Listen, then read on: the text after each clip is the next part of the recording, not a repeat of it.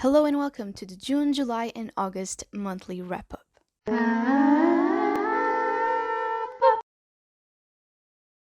I decided to combine these 3 months together because I didn't really read much every single month. If I was to do a monthly wrap up of each individual month, it wouldn't be too much, so it was better if I just put it all together.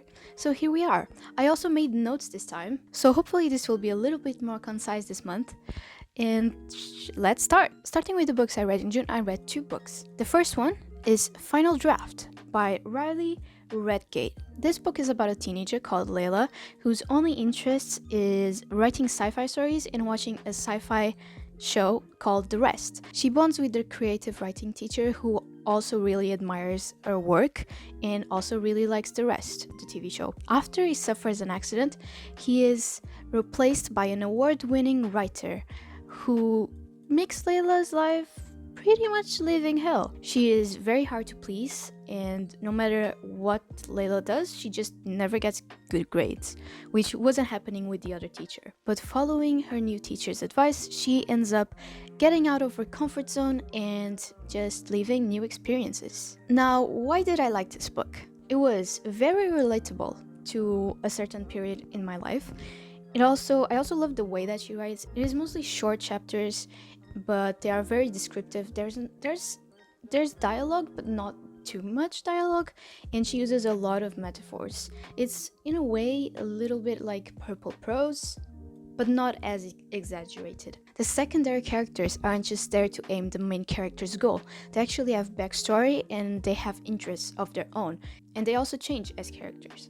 There is also a very interesting mix of people. There is someone Korean, there is someone that is French, Canadian, and Ecuadorian, a mix of all three. There are jokes, there are softly spoken guys, there is a bunch of everything, a little bit of everything, shall we say. There also is very real teenager discussions in this. The author clearly knows how teenagers speak and how teenagers think, and it's very clear by the way they speak in this book especially. It also deals with grief and what that means and how to get out of that, as well as showing us what it is like to be the kid of immigrants. For example, Layla, she is the main character and she is French, Canadian, and Ecuadorian, so we get to see both of her experiences. Well, all three experiences, how she feels. There is also first crushes and being disappointed by said crushes, as well as a first pansexual main character that I've ever seen and I've ever read in a book. I have never read a book with a pansexual character, even less with the main character that is pansexual, and it is a very good representation of pansexuality. It is kind of sad, but there is not a lot of representation when it comes to pansexuality. There is more representation when it comes to bisexuality, and pan kind of gets erased sometimes. There is also the romance part, which isn't forced. It actually takes a while for the romance to happen and for the characters to even realize that they like this person. So it is kind of a slow burn in some way, but I really like that. Also, if I keep cutting these videos because I'm looking down at my tablet to see my notes. But I'm gonna stop doing that. So if you see me looking down, I'm reading my notes, okay? There is also the idea that grades don't define success, and someone's opinion of your work isn't less valuable as someone else that works in that field. So for example, if I showed my mom a drawing, a painting that I made, and my mom loved it and she thought it was the best thing ever, and then I showed it to an actual painter and they really didn't like it, criticized it, it doesn't mean that my mom's opinion is less valuable just because she isn't an artist. And this book discusses that notion very well. There is also a little bit of discussions of fan culture, especially around the show The Rest, that all of the characters, or almost all of the characters, love in this book, which is very well done. And it's not that fan culture in the sense of stan culture. It's not obsessive or anything. It's more the type of silent fan culture, in the sense that you watch the shows, you watch the episodes as soon as they came out just because you like them, and you buy merch and you buy books and stuff to do with the show, but you're not necessarily obsessive about it, if that makes sense. And it is also my favorite type of story. It's a slice of life type of story, and it's that type of book where nothing really happens, but at the same time it's really insightful whatever does happen in this, and that is why I like it. I give it 5 out of 5 stars, and I use this for 2 challenges in June, which were a book with an LGBTQ main character and a book with a sapphic romance. So that is it. That is Final Draft. Moving on, we have A Quiet Kind of Thunder by Sarah Barnard. Ooh, let me show you this. There we go. Sarah Barnard. This is the story of Steffi. Steffi is a teenager and she has suffered with selective mutism for most of her life. Because of this, she feels immense amounts of pressure, mostly from her mom, to try and progress and eventually start speaking more outside of her zones of comfort, of her comfort zones. Because she's the only student at her school that knows sign language, she is assigned this new kid that's called Reese, who is deaf. She's pretty much assigned to guide him around school and just show him around and hopefully help integrate him into the new school environment. And their romance flourishes from there. So why did I like this? Just like in Final Draft, this book has real teenager discussions and conversations and everything. It's really well done as well. These, if I'm correct, I have read this a while ago, but if I am right, this deals with slightly younger teenagers, whilst in Final Draft are on their last year of school. I don't think Steffi in this case is. So it is a little bit younger teenagers, but it's still very well done. There is also a very good representation of the deaf community, at least from someone who isn't in the deaf community. I have been blessed to not be deaf or have anyone in my family be deaf. I don't know if blessed is the right word in this case, but I don't have anyone that I know that is deaf. So from my point of view, it seemed like a good representation, but take that with a grain of salt because it might not be. But from my point of view, it seemed very well done. There is also selective mutism that doesn't come from overbearing trauma necessarily. Most of the selective mutism stories that I've read is because something really terrible happened when they were younger and it led them to become. But in this case, Steffi's mutism doesn't really come from intense trauma. It just kind of happens because of other mental circumstances. And this is really made clear with Steffi's mom when she is trying to find a reason behind her being mute that would justify it, instead of just accepting that her anxiety was what caused this. There is also a very good relationship between the main character and her father, which is honestly, I don't see that happen too much on books. Now that I think about it, I think most of the stories that I've read, the characters are much closer to their mothers than to their fathers. So that's a nice change of pace. There's also discussions of grief, again, with this book. And there is also the realization of privilege and discussions of fitting into the quote-unquote normal world. This is especially made clear when Steffi gets more inside the deaf community by association. So like when she starts hanging out with Reese more and she meets his friends which are also deaf, she realizes a lot of stuff about her own privilege being someone who can hear. And it's also a cute romance, really cute romance. Now, what didn't I like? A lot of times at the end of the chapters, the main character would do like this list of stuff, like summing up stuff that was not really giving us any new information, and that became annoying very, very quick. I also didn't really like the other characters besides Steffi and her dad. It's not that I didn't like Reese, but like he was okay, but he was really insecure at times and would just revert to not communicating about his feelings and making kind of like gatekeeping his feelings, shall we say. And we would just ignore Steffi, which, yeah, just, I don't know, it seemed kind of toxic sometimes, but that might just be me.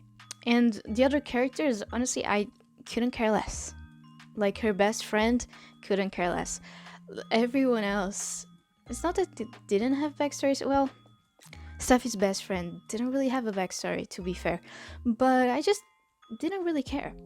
Whilst in Final Draft, I cared much more about the other characters. Oh, I have a note about Steffi's best friend. I forgot. I wrote this. Steffi's best friend is a terrible best friend, and I didn't like the fact that Steffi felt like she was in the wrong when she clearly wasn't. Oh, and I wrote September has a little bit of a victim complex, which was just not cute. So there you go. I did not like Steffi's best friend. She was not the best. She was not the best. She was not the best. That was good. That was a pun not intended. Um, Also, the friendships in this book felt a little forced sometimes. This goes back to the me not liking the other characters that much, but just friendships in general in this were very weird. Besides the friendships between Reese and his friends, all of the other friendships were really odd at times. And because of those reasons, I gave this book 3 out of 5 stars. I think on my Goodreads I gave it a 3.5 out of 5. I would consider this a 3.5, but for the sake of this video, it's a 3 out of 5. And I use this for the challenge birthday person chooses which book we all read. In this case, in June, it was my cousin who chose this book for us to read. So yeah, there you go. Moving on. I don't have any more books to hold because all of my other books are back in Portugal. So in July I read 4 books, starting with I Married My Best Friend to Shut My Parents Up by Naoko Kodama. And this book is about Morimoto, who is sick of having her parents trying to set her up with all of these guys and like a husband. So her high school best friend steps in and she's like, yo, let's get fake married so that your parents get off your back.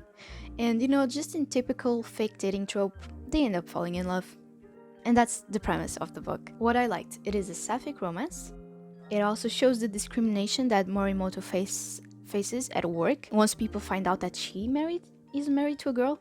And it also shows the pressure that women face in Japan when they reach a certain age to just get married and have kids as well. It also shows the disbelief from her mother's part, especially disbelief in refusal from Morimoto's mother when it comes to, you know, being married to a woman. And besides that, once again, it was a cute romance. What I didn't like, the best friend, kind of weird sometimes, kind of stalkerish. I don't know if I got the wrong vibes, but she was kind of odd sometimes. And even though I like slice of life books, this one really, it was giving us nothing.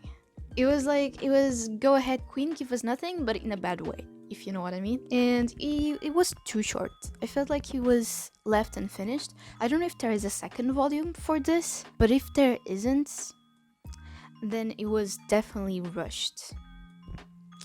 And for those reasons, I gave it a 3 out of 5 stars. And I didn't use this for any challenge. The next book I read was the first volume of IQ by Aruichi Furudate. I'm so sorry if I'm saying that wrong. And I just full on put read blurb. 1 second, let's pull up Goodreads, shall we?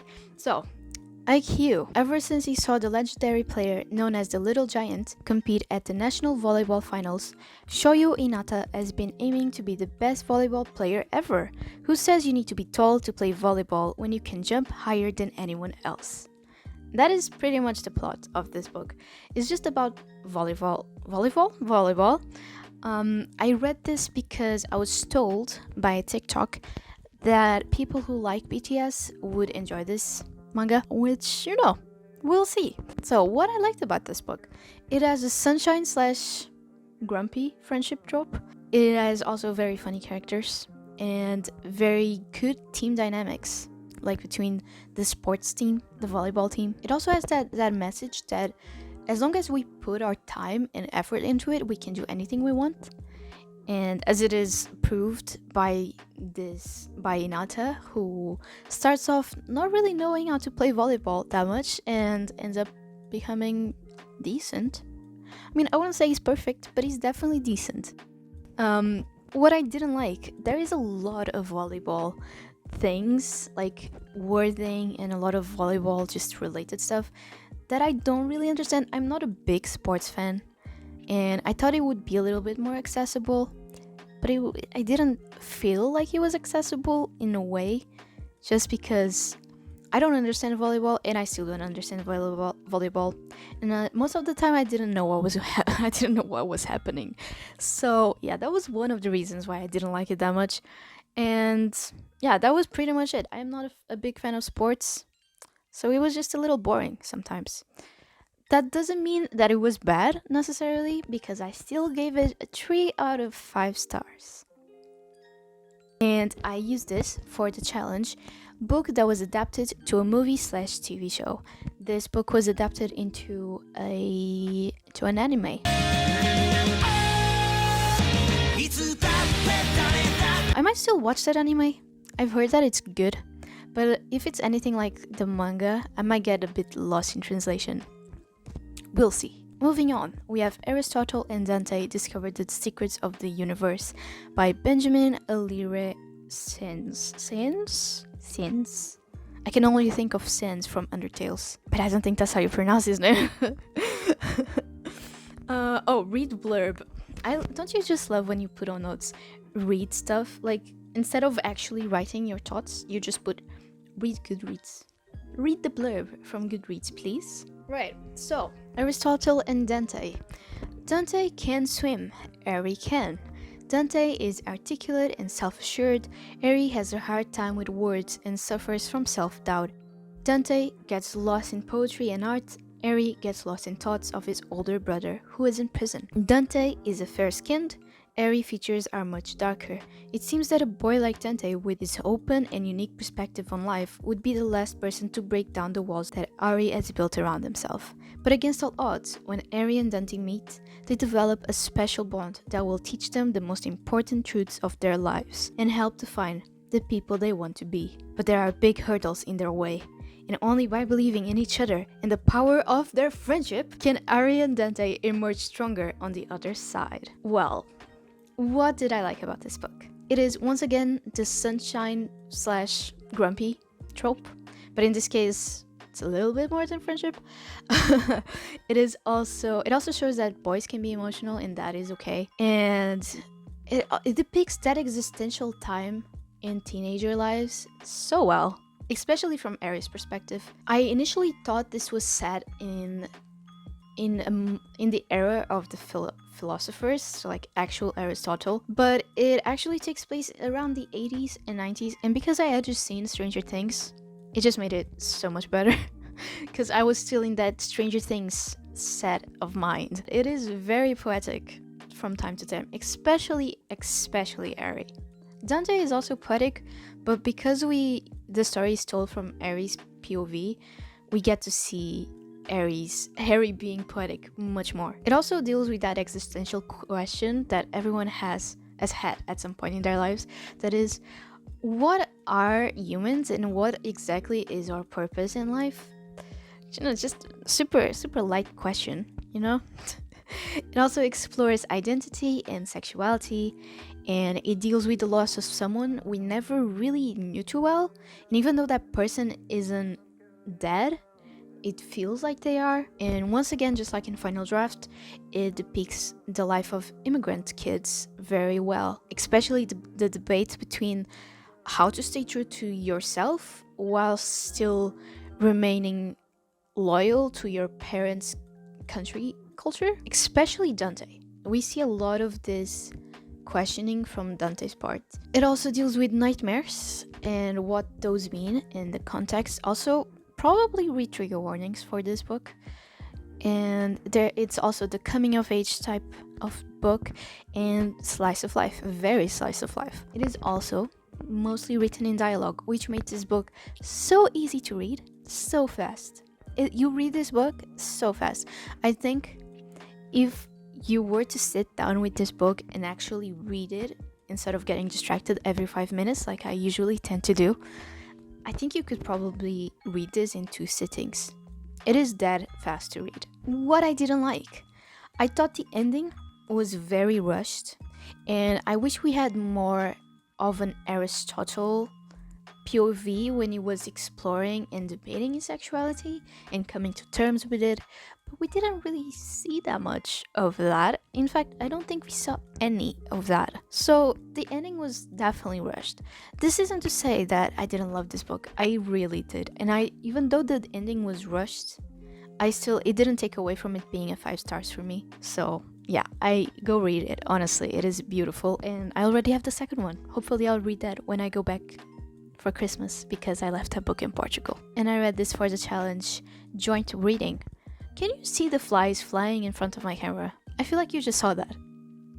But yeah, it was for the challenge joint reading, which is we just sat around a tree and we decided collectively which book we would read, and we settled on this one. Lastly, in the month of July, I read This Winter by Alice Oseman. This takes place during the 4th volume of Heartstopper. It is around that time where Charlie has left the mental health hospital, and it's just a short story about Christmas in the Spring family. I just realized that sounds really weird.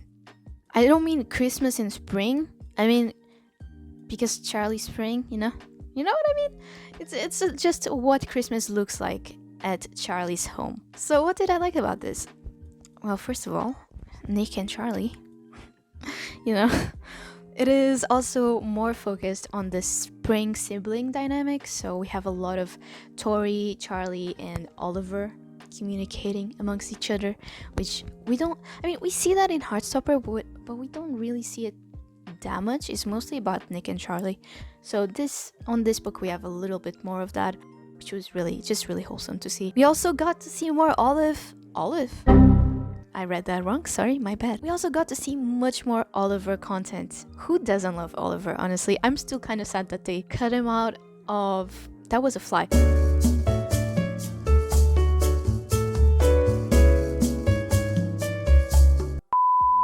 We also get to meet Charlie's rest of the family and experience how they act once they know that Charlie has been in a mental hospital, like how they react, how they talk with Charlie, how just everything. There is so many flies in my room. This is crazy.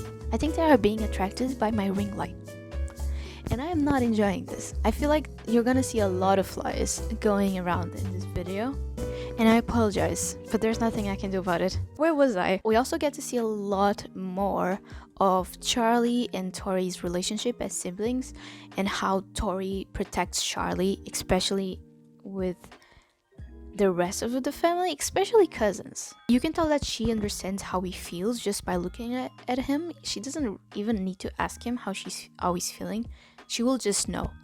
And I think that's what's so special about their relationship, is that they just understand each other just by looking at each other, because they understand the struggles that each one of them is going through. On the other hand, we have more of Charlie's and his mother's dynamic. There's this scene where he confronts her, which I thought was really important. And I still hate her. So that doesn't change. We also have Oliver POV on this book. This book is divided into 3 chapters. It is by each of the Spring siblings. So the first one is Tori, then you have Charlie, and then Oliver, which I've never seen before, and it's just very interesting, especially interesting to see how a child of Oliver's age, I don't even know how old he is he like 6 or 9 or something like that? It's interesting to see what his thoughts are on what his brother is going through and how he views it and what he thinks he is. It's not really common. I don't think I've ever read something done like that before. And just the child innocence behind his thoughts, it's something really pure, honestly, and really adorable to read. And you can just tell that Oliver really loves his older brother and his older sister as well. Also, this book is written in prose, but it also has a few comic strips, which is just, I think it's the best mix when you mix prose with drawings. Yeah, I love that. And just like all of the other Heartstopper books, this is a 5 out of 5 stars for me. Again, Alice Oseman just keeps doing it. That woman is so powerful. And I didn't read this for any challenge. Moving on to the last month. In August, I read 3 books, starting with Percy Jackson and the Sea of Monsters by Rick Riordan.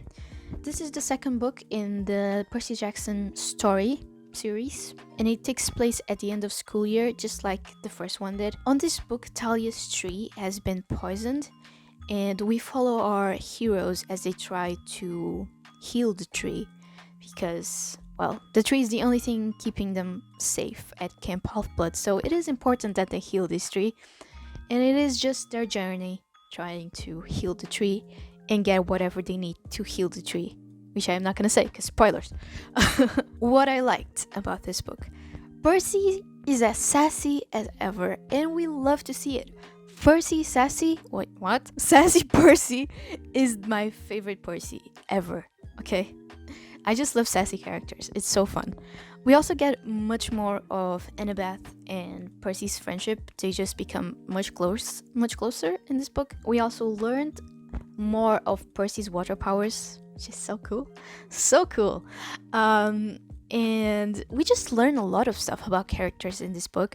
We learn more about Luke, Annabeth, and Talia's friendship. Well, not friendship, more like backstory. I guess friendship as well. There's also discrimination between godsons, which was not explored at all in the first book, or we didn't even know about this in the first book. But Hello? My light just turned off. Well, don't mind that. The light just turned off by itself, but we're back now. I don't know where I stayed. Oh, the first book, right. On the first book, we don't really hear that gods have had kids with other people besides humans and, gods.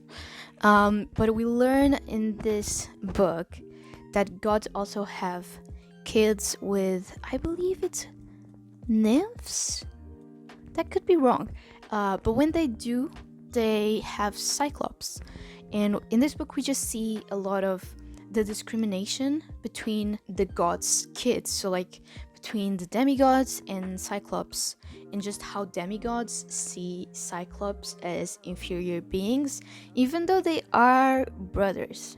They are siblings, but they still see him as less than them, which is kind of fucked up. We also see that this discrimination is oftentimes a stereotype, and that not all Cyclops act the way that demigods think they act, which, just goes with a lot of stuff in real life as well. What I didn't like, so because this was the second book on the series, there was these parts, especially on the first few chapters, where whenever something happened that happened in the first book, they would give an explanation to that thing, even though we as readers already know what that thing is because we read the first book. I suppose they did this because there would be people who would be coming into the series reading the first book first, but it still doesn't make much sense to me. It just becomes a little annoying when that happens, because especially for me, if I had read this book a very long time ago, say a year ago or something, and I didn't remember the story anymore, it would be very useful. But because I've read them pretty much back to back, I still remember everything from the first book, so it just became a little bit annoying. But that doesn't mean it's bad. I still gave it a 4.5, let's say 5 stars for this video, 5 out of 5 stars. And I used this for the challenge book with characters on the sea. Next book I read in August was Solitaire by Alice Oseman. Do you see a pattern here? This book is about Tori, who is the oldest of the Spring siblings, and it is, I put read the blurb, so let's read the blurb from Solitaire, shall we? In case you're wondering, this is not a love story. My name is Tori Spring. I like to sleep and I like to blog. Last year, before all that stuff with Charlie, and before I had to face the harsh realities of A-levels and university applications, and the fact that one day I really will have to start talking to people, I had friends. Things were very different, I guess, but that's all over now. Now there's Solitaire and Michael Holden. I don't know what Solitaire are trying to do, and I don't care about Michael Holden. I really don't. So Solitaire takes place, as you could probably tell from that description, it takes place after after the fourth volume of Heartstopper. So, what did I like about this book? We finally get to learn much more about Tori and her own personality and her struggles. Because on the Heartstopper, we see Tori. Obviously, we see Tori. But we don't really get to know her that well. And in this, it's just about Tori. So obviously, we get to know her a lot more. She is also really relatable, especially on those existential years of teenagehood. It also deals with very heavy topics such as suicidal thoughts and eating disorders. So read the trigger warnings before you read this, okay? I really advise you to do that. If you have the newest version of this book, which I did have, the one that has been revised by Alice, then there should be a page with the trigger warnings in the beginning. Just make sure you read that and you don't skip that, just so you don't have a surprise when you start reading. The reason I have this on my liked list is because the way they dealt with these heavy topics was really well done. It wasn't danced around and it wasn't romanticized. It was the perfect way of talking about these subjects. Also, Michael Holden.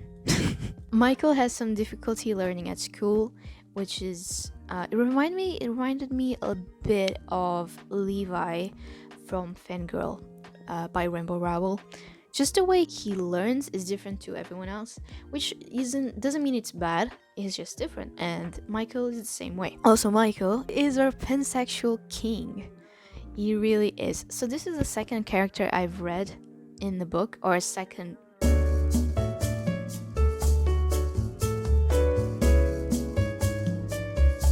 We also have characters exploring their identity.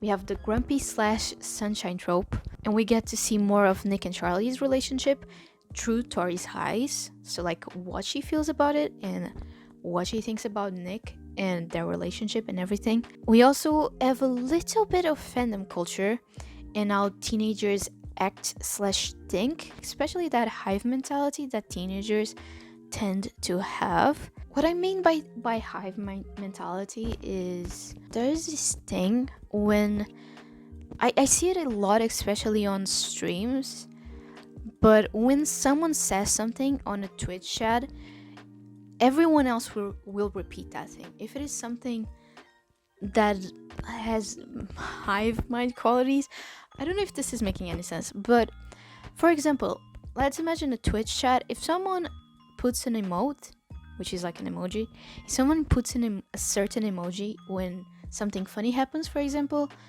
everyone else automatically will also spam that funny emoji, that laughing emoji, whatever it is. And I feel like that is especially common, that type of thing where you follow someone else's behavior is especially common on teenagers. And you definitely see a lot of that in this book as well, with the stuff with Solitaire. Especially, there is one specific scene towards the end of the book. If you've read the book, you probably will know what I'm talking about. But there is a special scene where you really see this hive mentality by the way people behave. It's not that they kind of stop using their brain, if that makes sense. They just stop thinking and they just follow whoever. It's like they have a leader, if that makes sense. Did I explain that in a concise way? I don't know if I did, but yeah, hive mentality, very well explained. It is also coming of age and slice of life, which again I love. What I didn't like, so Michael was kind of weird in the beginning. He was kind of like stalkerish. I couldn't shake off the feeling that he was acting very odd, and in the beginning I was kind of like, should we trust this Michael guy? I know we should because he's in Heartstopper and he's a sweetie in Heartstopper, but should we actually trust this guy? And yeah, I just didn't like that too much. Also, Ben. Why did we need to see Ben in this? I just don't like Ben. He's still an asshole in Solitaire, in case you were wondering. Yeah, I just don't appreciate Ben at all. I also didn't particularly care for the Solitaire trope or the vlog point. it was necessary to move the plot and to have the characters come to their own realizations, but I feel like if Alice would have chosen something else to replace Solitaire, I would be okay with it. It would feel the same way for me. I just didn't care that much about Solitaire. Um, it was still a 5-star read. It was a 5 out of 5 star read. I really, really enjoyed it. And again, if you read this, I've heard a lot of people say that this isn't their favorite Alice book, but I think Alice has changed the book in the newest revisions she did. So just probably maybe buy the newest version, which I think it's the only one they're selling at the moment. But yeah, make sure you get the newest version and read the trigger warnings. I also read this for the challenge book you think you're gonna rate 5 stars. It worked. I rated 5 stars. So I was right. I know myself. I mean, to be fair, I only thought I was gonna give this 5 stars because it's Alice. But I was right. And lastly, the last book I read in August and the last book of this monthly wrap up was Laura Dean Keeps Breaking Up With Me by Mariko Tamaki, which is the day they got together was the best one of Freddie's life, but nothing's made sense since. Laura Dean is popular, funny, and so cute, but she can be really thoughtless, even mean. Their on again, off again relationship has Freddie's head spinning, and Freddie's friends can't understand why she keeps going back. When Freddie consults the services of a local mystic, the mysterious seeker, she isn't thrilled with the advice she receives, but something's got to give. Freddie's heart is breaking in slow motion, and she may be about to lose her best friend, as well as her last shred of self-respect. Fortunately for Freddie, there are new friends, and the inside of advice columnist and a vice, oh my god, to help her through being a teenager in love. This was just a book about Freddie keeping being broken up with, to be honest. It's just what it is. I thought this was going to be something completely different. I thought the premise of the book was told from a guy's POV, and it was that this girl kept breaking up with him because she was still so indecisive on her sexuality, but that was not the case. That was not the case on this. She was already very much self-assured in her own sexuality, and so is Laura Dean, which is the girl that keeps breaking up with Freddie. Freddie is a girl, just to point that out. So yeah, completely different from what I expected it to be. Not bad though. I'm not saying that it is necessarily a bad thing. So what did I like about this book? It is a sapphic romance. It has the idea of settling for the love you think you deserve. So I've seen this trope mostly on The Perks of Being a Wallflower, which is my favorite movie of all time. And there's this character in The Perks of Being a Wallflower that keeps dating men that are very toxic. And when the main character asks a teacher, like, why do you think she's doing this? Like, this is bad for her, she deserves so much more. The teacher says, we accept love we think we deserve. And I think that line has stuck with me for years now. And this story definitely deals with that from Freddie's POV. Like, Freddie keeps getting broken up with, and still she goes back to Laura Dean every time. And it's because, from what I think at least, it's because she thinks she deserves that type of love, which is sad, really sad. It also deals with the idea of popularity in school being something that makes you better than everybody else, and how that affects the people that aren't in that popular group. It also has topics such as teenage pregnancy and abortion.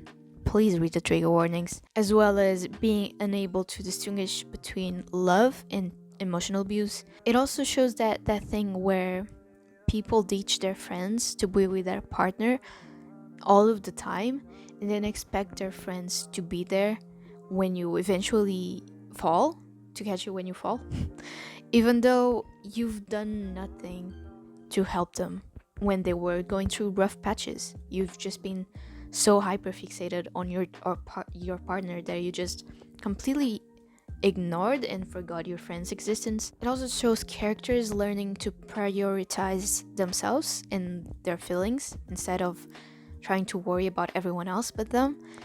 It also has biracial characters, The last thing that I have to say about this book is that the artwork is really beautiful.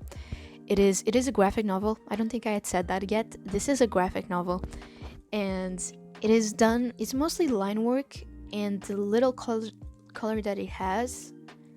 Oh, it has a lot of color, but it is all pink. It's all the same shade of pink, which reminded me of Bloom, but in Bloom it was all blues, and this one is just pinks, which was I love when artists do that. I just think it looks so calming. I gave this book 4 out of 5 stars, and I read this for the challenge book you can read on a weekend or in a weekend. I'm not sure how English works. And that is it. That is all of the books that I read in June, July, and August. And I hope you like this. I just realized I was gonna tell you the September challenges, but this will come out in October. So I think I'll just tell you the October.